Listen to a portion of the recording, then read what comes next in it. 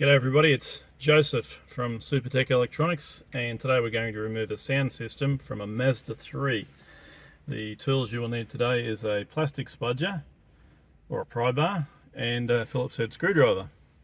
Okay, let's get started. The first part we're going to remove is this section here. We're going to start up this end. Okay, we're going to peel it back slowly, trying not to put pressure on any one spot.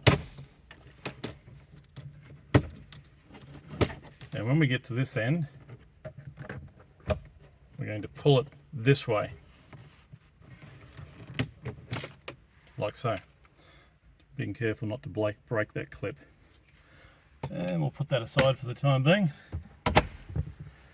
Now we're going to take out some screws on top of this guy here.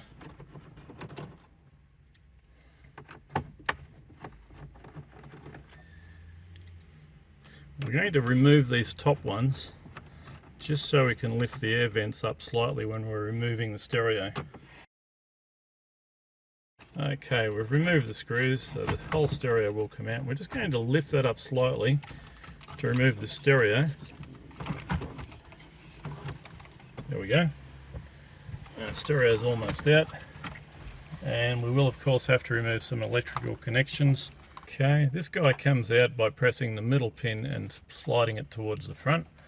And a lot of these guys are very, very similar. That one too.